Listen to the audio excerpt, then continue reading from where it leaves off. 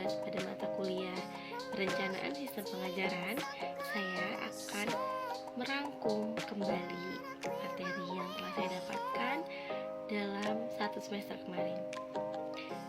Perencanaan sistem pengajaran, apa aja sih materinya? Yang pertama yaitu ada pendekatan pembelajaran.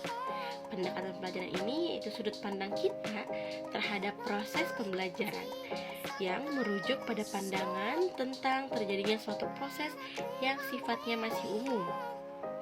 Di dalamnya mewadahi, menginspirasi, menguatkan, dan melatari metode pembelajaran dengan cakupan teoretis tertentu. Jadi, dalam perencanaan sistem pengajaran yang paling utamanya itu pendekatan pembelajaran. Nah, adapun yang kedua adalah strategi pembelajaran. Apa aja sih strategi pembelajaran? Strategi pembelajaran adalah suatu kegiatan pembelajaran yang harus dikerjakan guru dan siswa agar tujuan pembelajaran dapat dicapai secara efektif dan efisien. Menurut David Dina Sanjaya pada tahun 2008 menyebutkan bahwa dalam strategi pembelajaran terkandung makna perencanaan.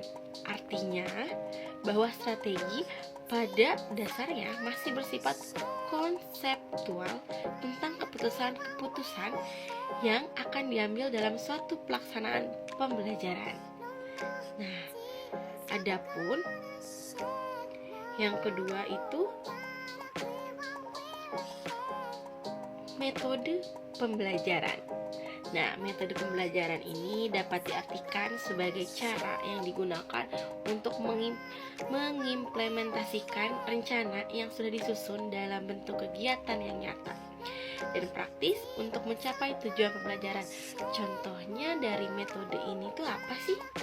Kita bisa ambil yaitu contoh metode ceramah, atau di mana guru menerangkan kepada siswanya dalam bahasa yang mudah dipahami oleh anak.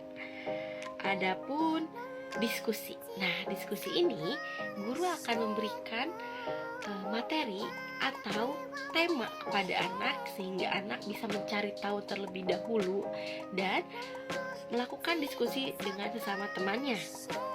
Nah, yang selanjutnya yaitu ada teknik pembelajaran.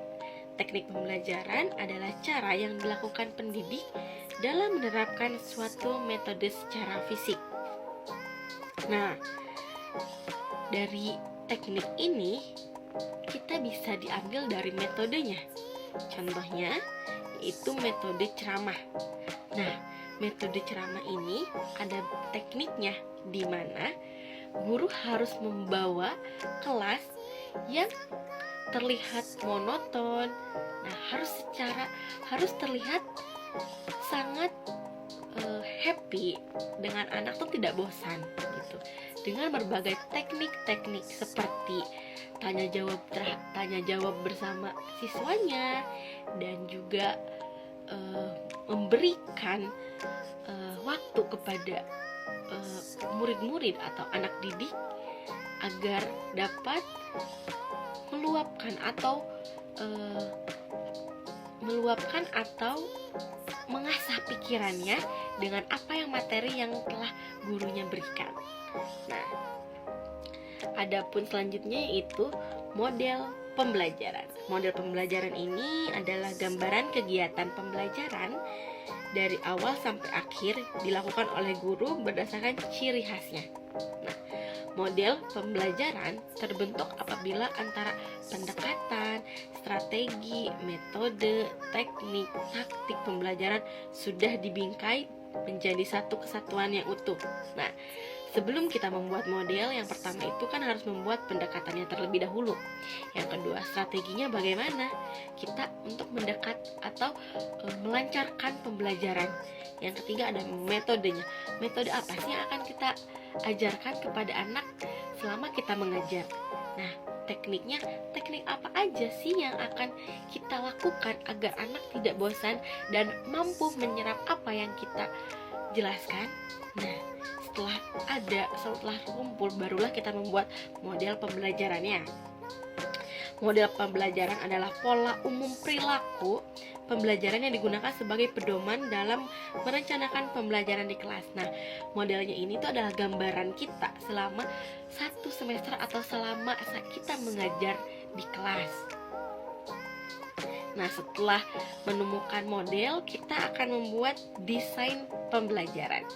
Nah, desain pembelajaran adalah cara yang dilakukan pendidik dalam membuat rencana belajar setelah ditetapkan strategi pembelajaran.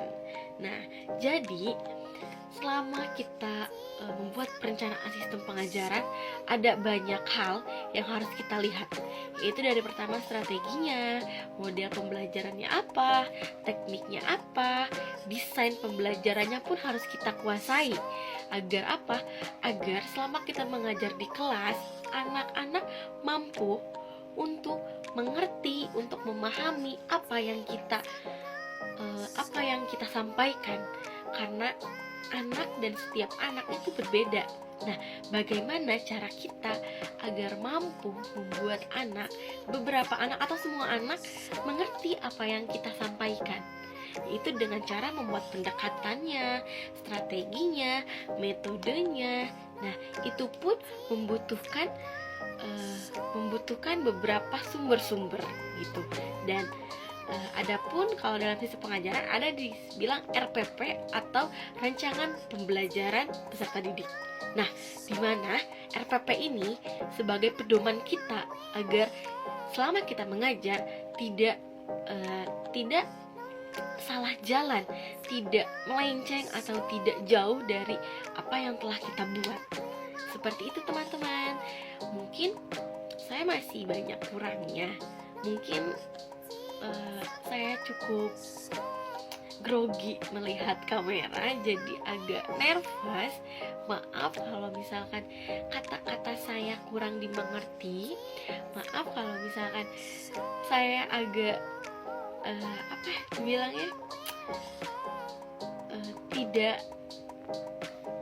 tidak menguasai kamera, karena memang saya kurang mampu dalam berbicara di depan kamera seperti ini. Tapi terima kasih sudah menonton. Wassalamualaikum warahmatullahi wabarakatuh. See you again.